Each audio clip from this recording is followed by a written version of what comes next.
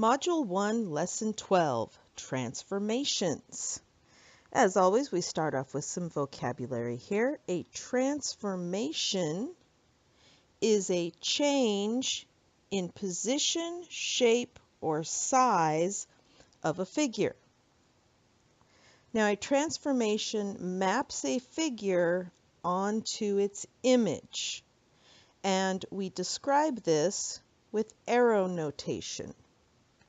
Prime notation, which is the little tick mark here, is used to identify your image points. Now, if we look at this in the diagram here, K prime is the image of point K. So let's look here. We read this as triangle JKQ, look at our triangle here, JKQ, maps onto triangle J prime, K prime, Q prime. So your image is always the prime, and notice how they go in the same order. Order matters here. And if we do another transformation, we would use J double prime, K double prime, Q double prime. We'd make 2 tick marks. If we transformed our image again, it would be triple prime, 3 tick marks. If we transformed it again, it would be 4 prime, 4 tick marks, and then 5 prime. That tells you how many times your original figure has been transformed. Some important words here. The pre-image is the original figure, and the image is the resulting figure. So be careful with that. That can get confusing. An isometry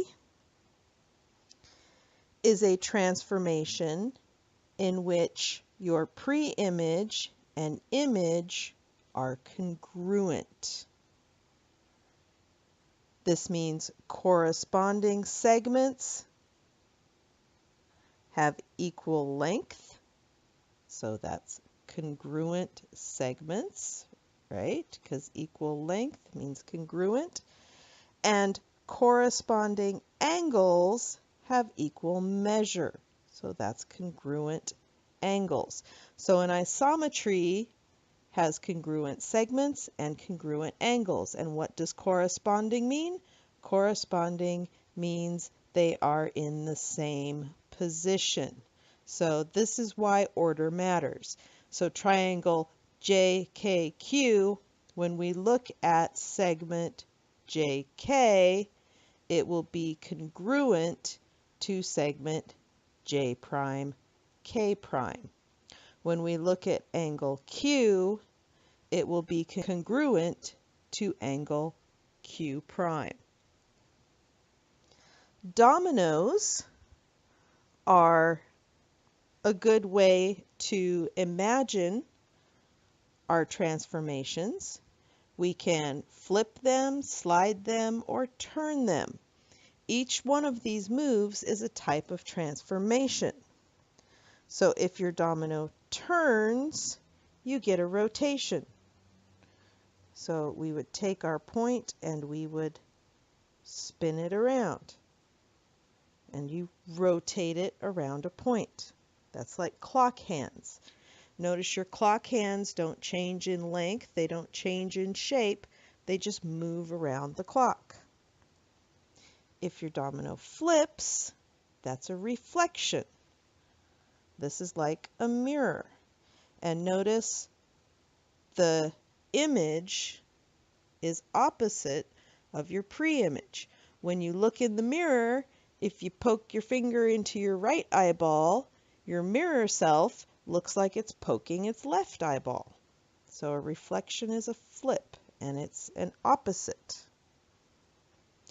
And if your domino slides, this is called a translation. It's just moving from one place to another.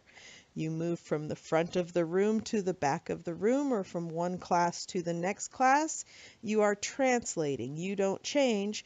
It's just your position changes. You just move from one place to another. Now, some words that we're going to be using with transformations are these three words right here. We'll see these a lot. A basic rigid motion is a rotation, reflection, or translation. These three. Basic rigid motions preserve length and angle measures. They do not change the figure. This means that our figures are congruent. These are isometries. This is an isometry.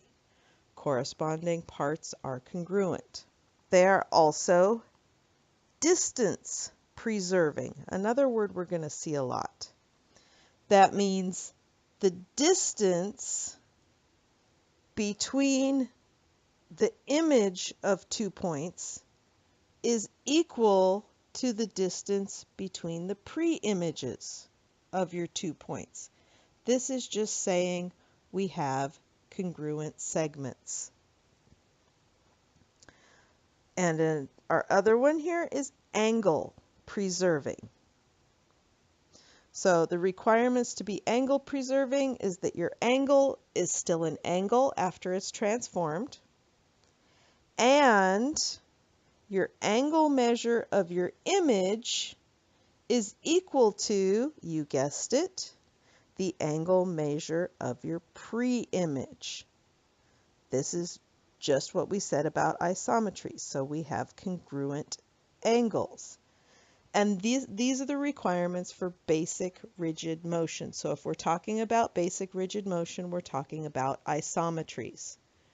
Your figures are congruent from pre-image to image. Congruent segments, congruent angles, same order when we name them. So finally here, let's talk about our major concepts. Transformations. Take a set of points, apply a given rule, and output a new location for your points. Your input points do not move. So you have your pre-image, you apply a rule to it, and you get this new image in a new location. A transformation assigns each point a unique point in the plane. We could name it with a coordinate. It gives us a place that we can identify. Transformations that preserve lengths of segments and measures of angles are called basic rigid motions. A dilation is a transformation that preserves angle measures but not segment length.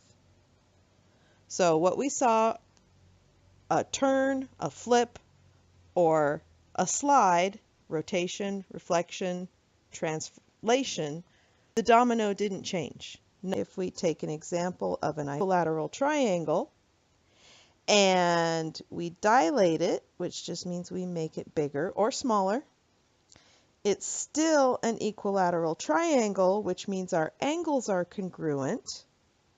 We have congruent angles, but our segments are not congruent. Our segment lengths have changed. So this is a dilation. A dilation is not an isometry. It is not a basic rigid motion. It does not preserve distance. It does not preserve angles. Okay, and finally, our properties of basic rigid motion. Basic rigid motions preserve lines, rays, and segments. All that means is that if you start with a line, you end with a line. Your image of a line is a line. If you start with a ray, you end with a ray. Image of a ray is a ray. Remember, image is the new figure. If you start with a segment, you end with a segment. The image of a segment is still a segment. And basic rigid motion reserves lengths of segments and measures of angles. That just means they are isometries. Corresponding parts, angles and segments and angles are congruent. So some good terminology in this lesson.